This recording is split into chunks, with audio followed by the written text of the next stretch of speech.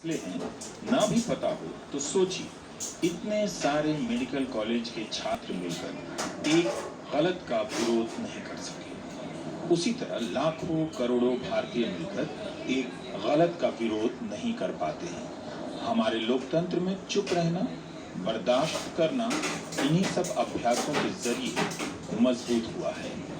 मजबूत लोकतंत्र के ये कमजोर डॉक्टर पता नहीं इस वीडियो को देखते हुए क्या सोचते होंगे। रिकॉर्डिंग देखने के बाद लगा कि सिर मुड़ाकर इन्हें कैमरे के कई एंगल के हिसाब से भी चलवाया गया है।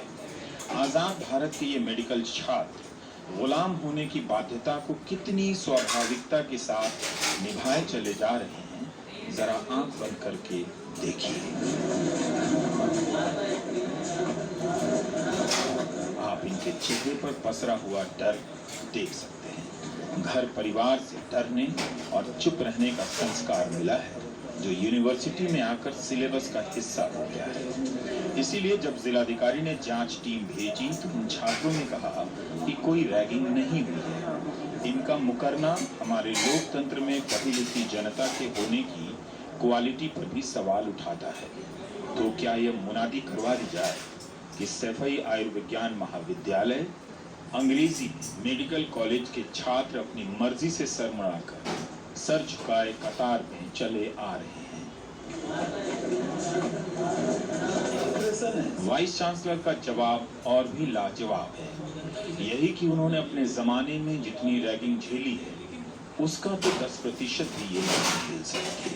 हमारे जमाने में सीनियर का इतना रेस्पेक्ट था कि दीवार से कूद जाते थे और वही सीनियर बाद में समोसा खिलाते थे।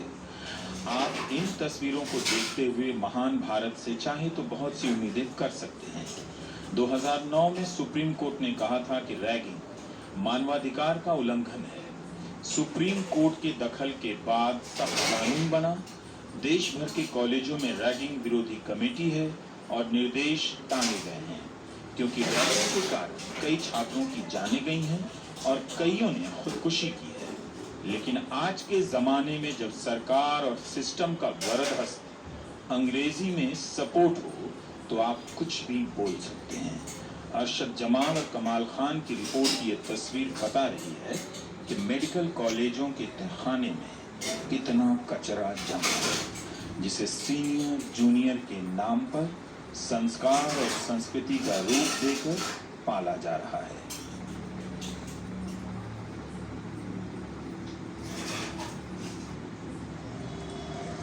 बहरहाल, इससे पहले कि 22 अगस्त की ये रात बीत जाए, vice chancellor doctor Rajkumar ji का यह अमर बयान सुन लीजिए। उसके बाद हम इस स्टोरी को आपके विवेक पर छोड़ते हैं। देश में अगर कहीं कोई सिस्टम होगा तो कुछ होगा, वरना छात्रों ने तो कह ही दिया है, उनकी रैगिंग नहीं हुई है।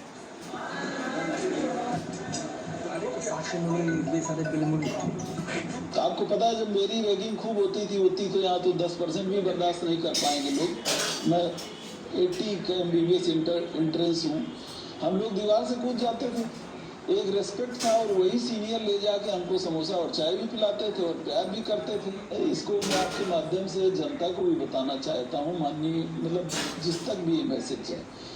एक्टिविटी का मतलब ये होता है कि बच्चे को आप छुएं ना, बिल्कुल छुएं भी ना और फिजिकल टॉर्चर भी न करें। मानसिक तौर पे उसमें ऐसे संस्कार डाल दें, और चाहे उसमें थोड़ा बहुत दिमाग का दबाव पड़ भी जाए, लेकिन उसके साथ प्यार भी शामिल होता है। युगों में ऐसे वाइस चांसलर आते हैं। ऐसे दुर्लभ विद्वानों की राय से हमारे समाज में अनैतिकता नैतिकता से भी ज़्यादा प्रतिष्ठित होती है।